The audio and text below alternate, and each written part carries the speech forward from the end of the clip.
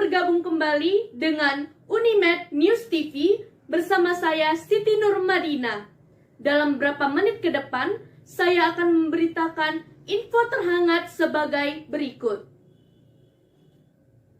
Beberapa waktu lalu, tepatnya Jumat 24 September 2021, Pusat Bahasa Pusba Universitas Negeri Medan mengalami kebakaran.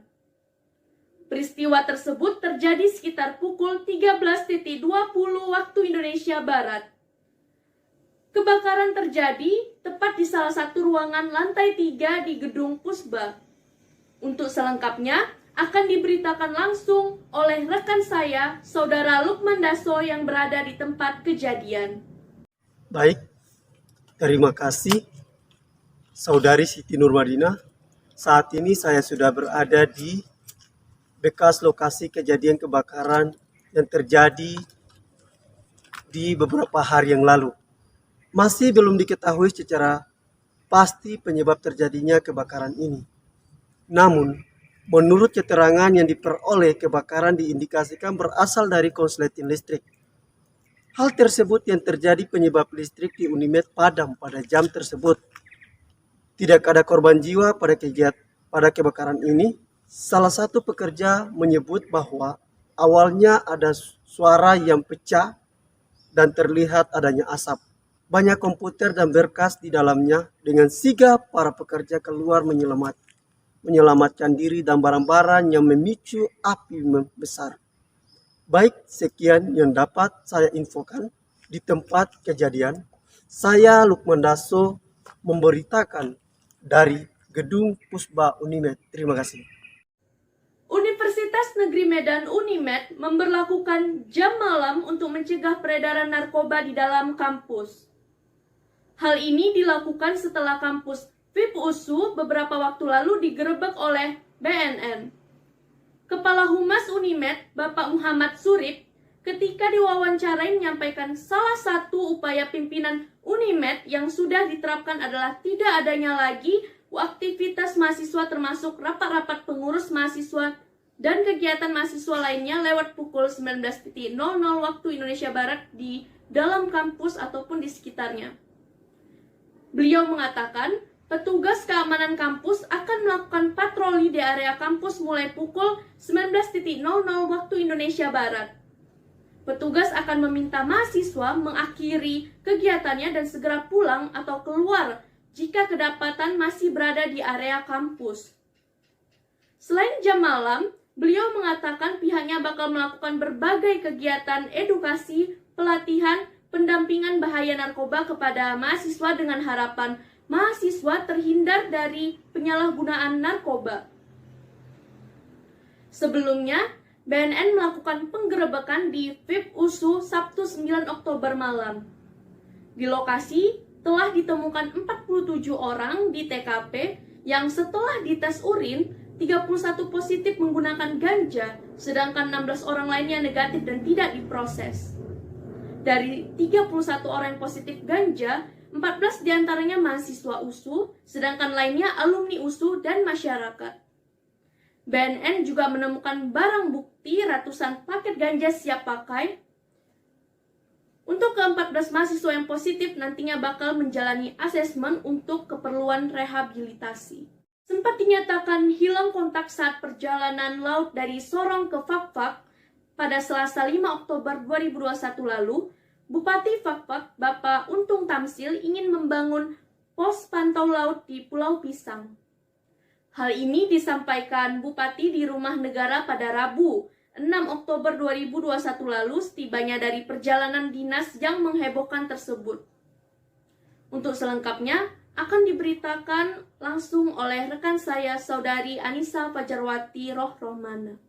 Baik, terima kasih kepada Saudari Madinah. Sebelumnya kapal cepat yang ditumpangi Bupati Fakfak Untung Tamsil beserta pertolongan dilaporkan hilang kontak pada hari Selasa 5 Oktober 2021 di perairan Yesus, Kabupaten Sorong. Informasi tersebut diterima oleh Kepala Kantor Pencarian dan Pertolongan Kelas A Sorong, Bapak Muhammad Arifin pada Selasa malam sekitar pukul 23.35 waktu Indonesia Timur. Menurut info, kapal cepat yang ditumpangi Bupati Fakfak sempat terpisah karena cuaca yang buruk dengan speedboat yang ditumpangi pengawal yang sudah lebih dulu sampai di Kabupaten Fakfak. Tim Rescue Kantor SAS langsung berkunjung menuju lokasi. Menggunakan RB221, operasi pencarian dilakukan di perairan Pulau Yevius. Lokasi terakhir pertolongan Bupati Fakfak hilang kontak.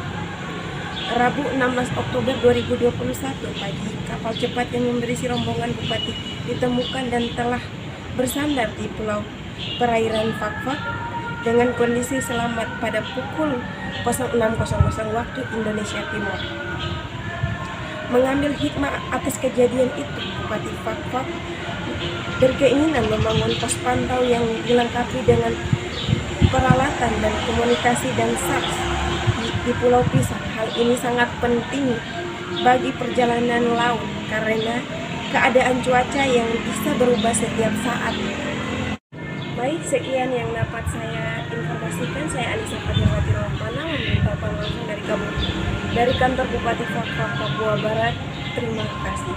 Pemerintah Kota Medan telah resmi menerapkan sistem pembayaran parkir non-tunai atau e-parking di 22 titik parkir mulai Senin 18 Oktober 2021 lalu.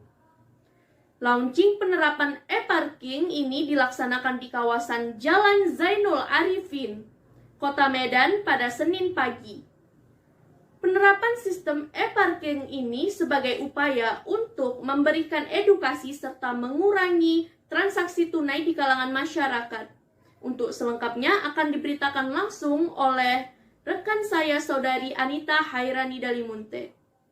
Kepada Saudari Madinah, seperti yang diinfokan pada sebelumnya mengenai penerapan e-parkir ini, Wali Kota Medan, Bapak Bobi Nasution, yang mana beliau menyampaikan ada 3 manfaat dalam penerapan sistem e-parkir. Yakni yang pertama adalah memudahkan dan memberi peran partisipasi masyarakat untuk memberi masukan dan saran melalui website eparkirmedan.com, dan mengenai pelayanan dan memberi penilaian bagi para juru parkir. Yang kedua itu menjadi transparansi bagi PAD, pendapatan asli daerah, yang selama ini tidak jelas dan kurang dari retribusi parkir. Dan yang ketiga itu adalah peningkatan PAD, yang dimana peningkatan asli daerah dari transparansi untuk menghindari kebocoran. Dan sebelum melakukan launching e-parking, Pak Bobi ini sempat mendapatkan aksi unjuk rasa dari para juri konvensional sebagai bentuk penolakan, karena merasa pekerjaan mereka akan terancam dengan diterapkannya e-parkir tersebut. Dan kepada Dinas Perhubungan Kota Medan, Bapak Iswan Lubis pun mengungkapkannya akan memprioritaskan juru parkir yang sudah ada pada sebelumnya, selama bersedia mengikuti aturan dalam penerapan sistem pembayaran parkir non-tunai ini. Dan beliau pun menegaskan bagi para petugas e-parkir ini nantinya akan mendapatkan hak dan sesuai dengan yang mereka kerjakan. Sekian yang dapat saya infokan. Saya Anita Hoirani, pamit undur. Pemirsa, informasi tadi sekaligus menutup perjumpaan kita kali ini. Saya Siti Nurmadina beserta kerabat kerja yang bertugas mengucapkan terima kasih. Salam Unimed News TV.